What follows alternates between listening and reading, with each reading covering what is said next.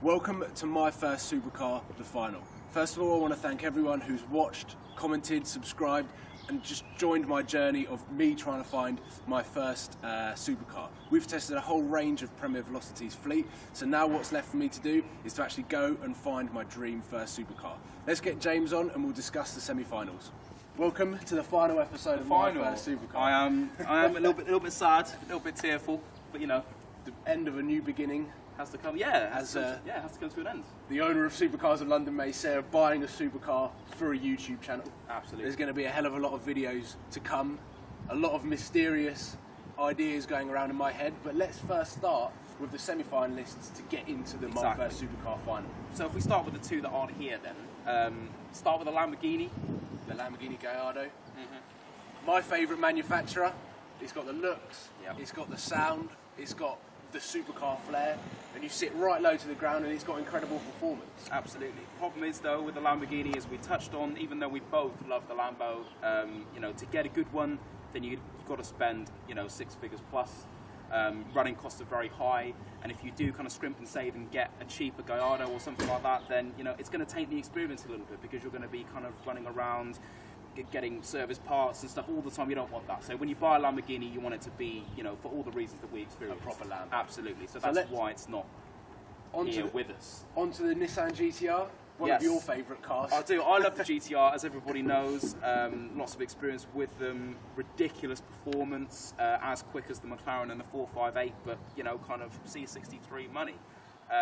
That's why I thought it should have been here, but you know. The reason why it didn't make it, as much as the performance is incredible and the looks are quite unique, the interior feels quite tacky, and it's just those little niggles, as well as the fact that it sits quite high, the car's really big, and it says it's got 4 seats when really you need to have legless companions in the back before you can even fit in. So yeah, that's why it didn't make it into the final.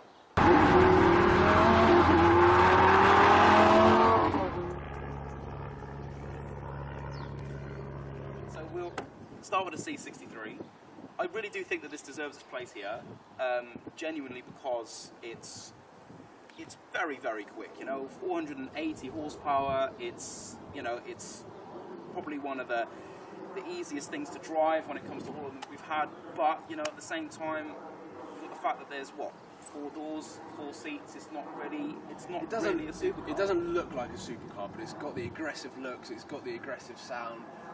Great build quality, but the supercar performance. So really, this car is like the muscle car of the 21st century. It is. It's a muscle supercar. It is exactly. But you know, when we finished off the last video with the Lamborghini, I think that what we said with this is that it was right at the other end of that kind of supercar spectrum at the end of the day.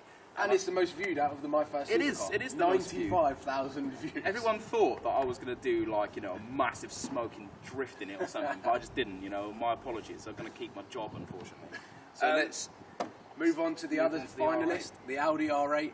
This is the V8 Spider model, but I'll probably be looking to get a V8 Coupe. A V8 Coupe. The best out of all of them, still, in my opinion. It's got the looks. Yeah.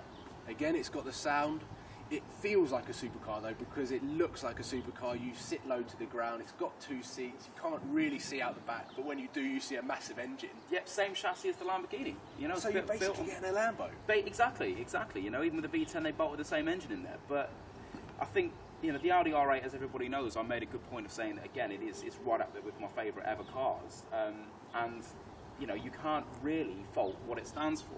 And I think the only thing that I can fault is the badge on the front. And I'm not saying that that's a problem, or that Audi make bad cars. They don't. It's just the fact that, you know, when you think not to be a supercar. Yeah, when you think of supercars, you think of Ferrari, you think of Lamborghini, and the only thing that lets it down is that. And it's not really a letdown, because the R8 was the first real kind of mass-produced supercar to come out the market that went up against Ferrari and Lamborghini. And was recognised for being that.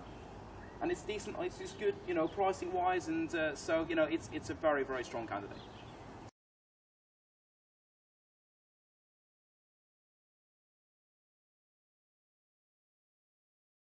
So now what's left for me to do is decide between these 2 cars. And as you can imagine, one's one side of the market, the other's the other side of the market. It's near impossible for me to decide, and to be completely honest, I still haven't. So what you're going to have to do now is follow my personal Instagram, which is on the screen below, so you can follow my journey from now as I go around to different car showrooms, different dealers, and looking at actual cars to buy. So thank you for watching. And this is where I leave you, mate. Although it's the end, it's also the new beginning. It is. This is where I leave you. So get off my property now. Cheers, mate. Make sure you subscribe to Supercars of London. One last thing, next week I'll be doing my first Supercar best bits, so make sure that you tune in next Saturday for the last ever My First Supercar episode before I unveil my first Supercar.